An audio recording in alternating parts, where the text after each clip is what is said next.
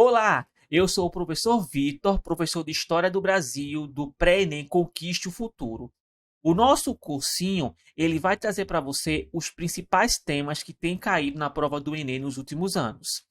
E hoje, na nossa primeira aula de História do Brasil, vamos estudar uma temática que recorrentemente aparece nas provas. Então, provavelmente, a prova que você vai fazer esse ano pode aparecer uma ou mais questões sobre esta temática. Vamos lá? O tema de hoje é os povos indígenas.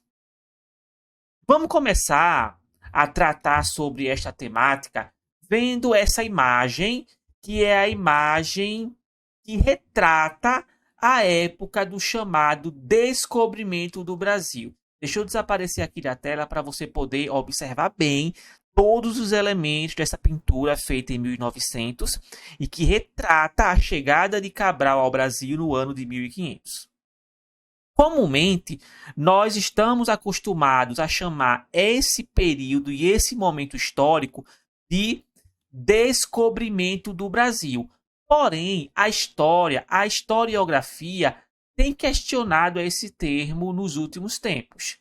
Na verdade, quando o europeu e quando o português chega nas terras que hoje chamamos de Brasil, essas terras já eram ocupadas.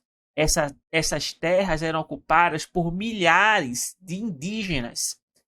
Ou seja, uma expressão que melhor representa esse momento histórico não é descobrimento, mas sim invasão. O europeu, o português, invadiu as terras e dominou e conquistou os povos indígenas.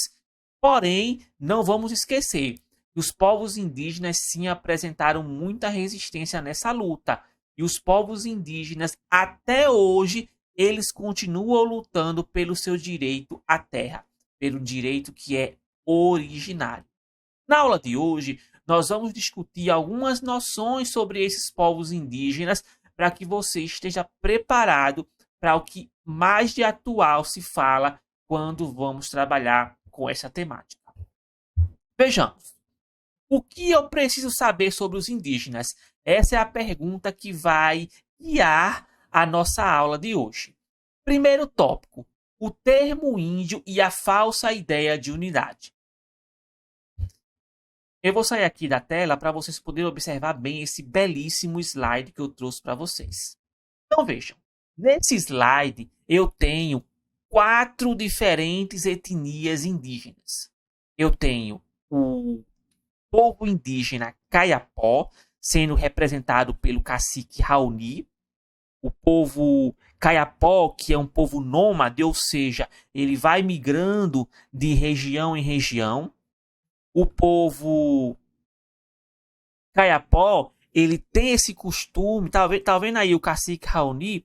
Esse adorno de madeira que pode ter chamado a sua atenção, que tem no lábio do Raoni, é chamado de botoque ou labrete, e sinaliza os guerreiros e os porta-vozes do povo. Inclusive, isso é algo que você não pode deixar passar despercebido. Por quê? Porque liderança indígena tem que ter boa oralidade, tem que falar bem. Então, é algo que você não pode deixar passar despercebido. Aqueles que conquistam liderança, eles têm que falar bem. Por quê? Porque a aldeia, ela trabalha com convencimento. Então, quando uma temática ela vai ser debatida, o bom orador ele vai conseguir o consenso. Então, os indígenas eles buscam em suas decisões o consenso. Então, se existe intriga entre dois indígenas, o líder ele tem que ter uma boa oratória para conciliar essa briga. Então, o prestígio do indígena, o bom orador, é importante para que ele consiga a liderança. O segundo povo indígena que eu trouxe foi o povo Yanomami. O povo Yanomami é um povo que tem aldeias na Amazonas, tem aldeias em Roraima, e o povo Yanomami, infelizmente, tem sofrido hoje com a invasão de suas terras por garimpeiros. Esses garimpeiros trazem poluição para os rios, esses garimpeiros trazem violência para a região, violentando mulheres, violentando crianças indígenas. Então, o povo Yanomami, durante um bastante tempo, tem sofrido com esses agentes externos, que são os garimpeiros, e que tem trazido muita morte para esse povo.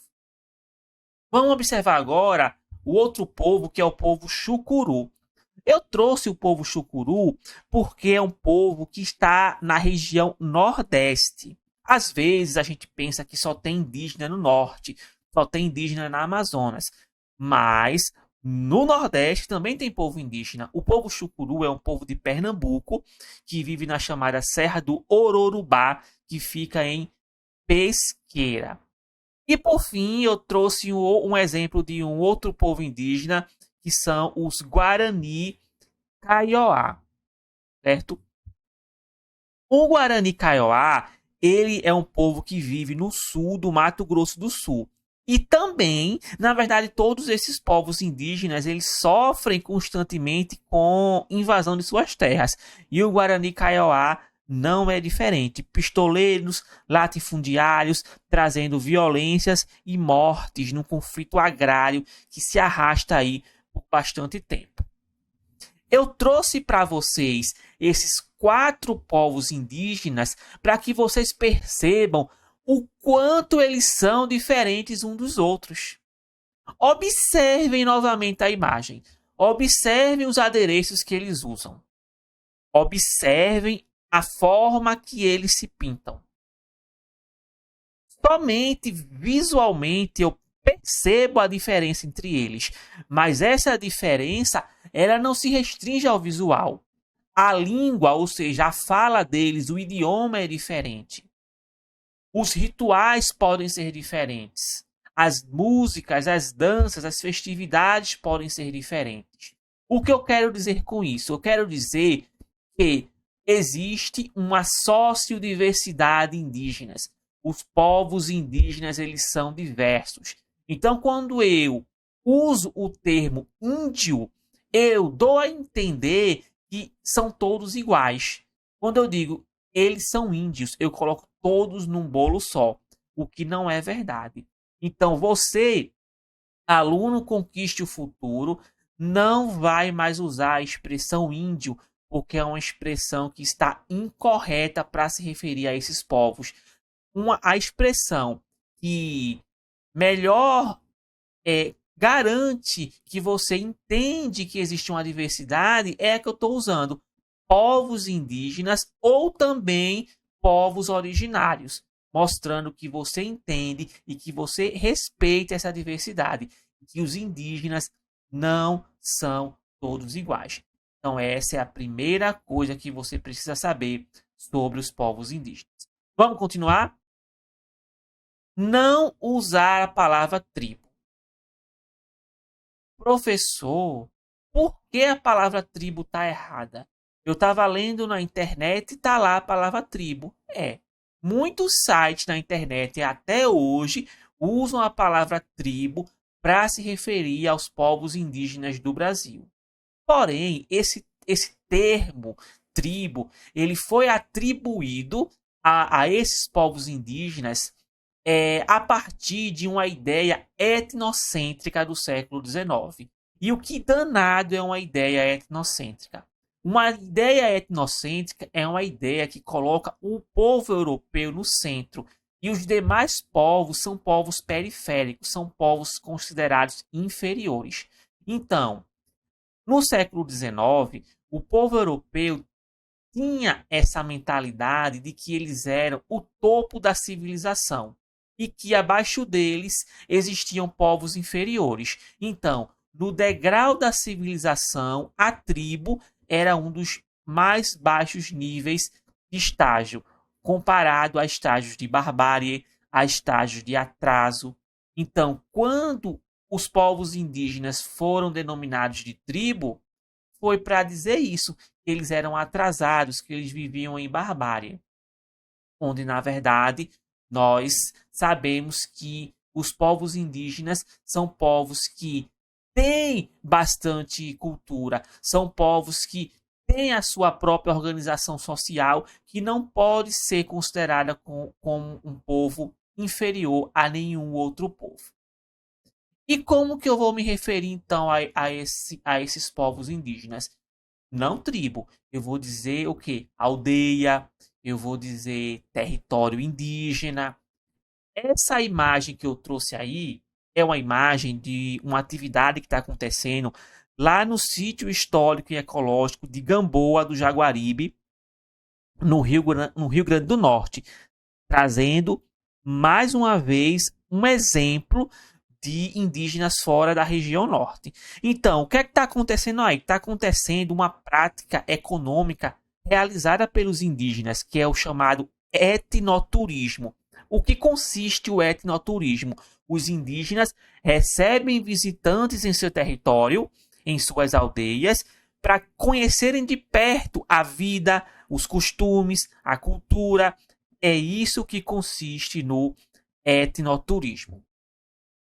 Então, além de nós tirarmos a palavra índio do nosso vocabulário, além de nós tirarmos a palavra tribo do nosso vocabulário, também existem outras expressões que nós devemos ter cuidado. Por exemplo, quando a gente vê, isso é muito comum na imprensa, se referir a algo tido como genuinamente brasileiro, como algo tupiniquim. Por exemplo, o cinema tupiniquim conquistou o mundo. O futebol tupiniquim está disputando a Copa do Mundo. Tupiniquim é um dos povos indígenas, mas não é o único. Existe uma grande diversidade. Então vamos ter cuidado em usar termos como esse para se referir à nacionalidade brasileira, porque existem diversos povos indígenas, não apenas o tupiniquim. Outra expressão que devemos ter cuidado, Tabajara. O povo Tabajara é um povo indígena e este termo Tabajara, ele virou na boca do senso comum como algo falsificado. Esse celular é Tabajara, esse celular é falsificado. Então, esse tipo de fala é uma fala que inferioriza os povos indígenas. Outra coisa que inferioriza é aquele ditado: quem fala mim é índio. Já ouviram essa expressão? Me dá isso. Mim quer almoçar. Não. Mim quer almoçar, quem fala mim é índio. Já ouviram isso? Não usem mais esse tipo de fala. Por quê? Porque ao associar o indígena a um português incorreto, você também está inferiorizando esses povos. Então, são detalhes que nós devemos refletir, porque nós já estamos em outro tempo. Nós já estamos num tempo em que o conhecimento ele traz para a gente reflexões como essas. E a prova do Enem gosta de questões reflexivas. Se na redação cair algo do tipo, você vai estar preparado para responder. A prova de língua portuguesa, ela tem muita interpretação de texto. Ela pode trazer textos trabalhando nessa temática. Então, eu digo que o tema dos povos indígenas pode aparecer não somente na prova de história, também pode aparecer em outras provas do Enem, como o exemplo da língua portuguesa, uma redação, entre outras. Mas seguindo,